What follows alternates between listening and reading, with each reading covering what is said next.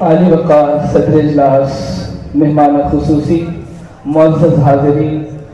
فروغ اردو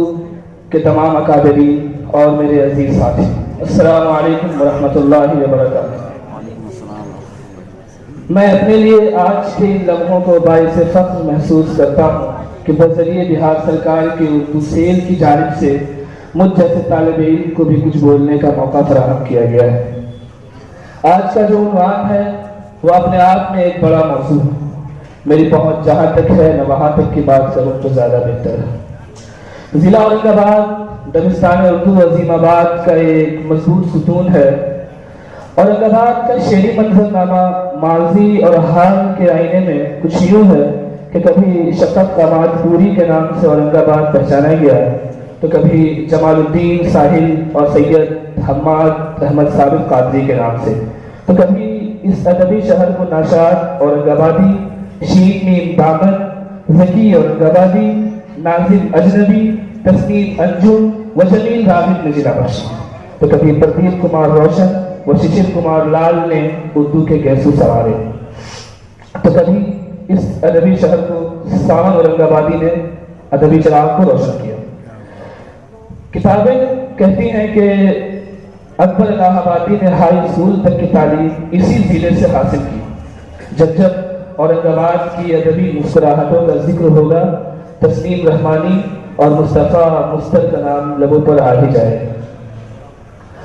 اورنگ آباد کی شاعری کو دور تک پہچان دلانے کا کام کئی مضبوط شاعر کرام کر رہے ہیں، جیسے جناب شبیر حسن شبیر، نون قاف نظام، فیروز اختر فیروز، اقبال اختر دل، ایاز عالم صدیقی، یوسف جمیل، شبلی فردوسی، کلیم راحت، ارشد حسین ارشد، ابو طالب رضا، محترمہ انجمارہ و آفتاب رانا صاحبان انجام دے رہے ہیں۔ ان شاعروں کے کچھ اشعار جو مجھے پسند ہے میں آپ کے سامنے پیش کرنے کی جسارت کر رہا ہوں۔ جس سے شفق احمد پوری صاحب کہتے ہیں، دل تڑپ جائے نہ کیوں، دل تڑپ جائے نہ کیوں سن کر فغان اہل دل، دل تڑپ جائے نہ کیوں سن کر فغان اہل دل،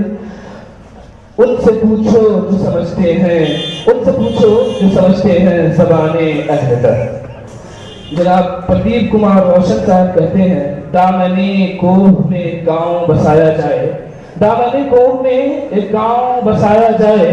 مندر اقبال کے خوابوں کا بنایا جائے، مندر اقبال کے خوابوں کا بنایا جائے۔ شبیر صاحب نے کہا، اپنے پرائے سب ہے میرے درد میں شریک، اپنے پرائے سب ہے میرے درد میں شریک، پھر بھی غم حیات سے گھبرا رہا ہوں میں، پھر بھی غم حیات سے گھبرا رہا ہوں میں۔ جناب نون قاف نظام صاحب کہتے ہیں کہ جب چلچلاتی دھوپ کا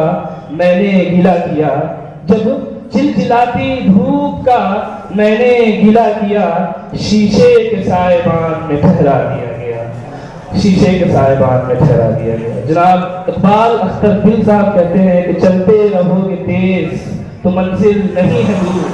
چلتے رہو گے تیز تو منزل نہیں ہے دور، جو تھک کے رک گئے تو مقدر کا کیا قصور، جو تھک کے رک گئے تو مقدر کا کیا قصور۔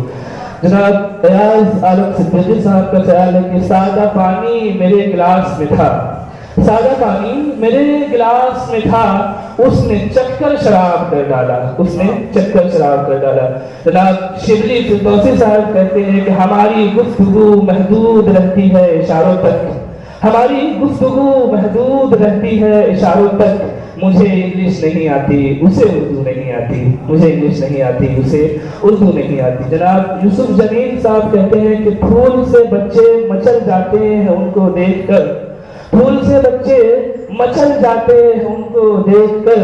پھل کے چھلکے میری چوکھٹ پہ گرا دیتا ہے کون، پھل کے چھلکے میری چوکھٹ پہ گرا دیتا ہے کون۔ جناب آفتاب رانا صاحب نے کہا کہ بکھرا ہوا تھا میں لفظ لفظ بن کے فضاؤں میں، بکھرا ہوا تھا میں لفظ لفظ بن کے فضاؤں میں، اس نے مجھے چھوا میں کتاب بن گیا، اس نے مجھے چھوا میں کتاب بن گیا، اے خلال تجھ کو ہزار بار ہے سلام، اے خلال تجھ کو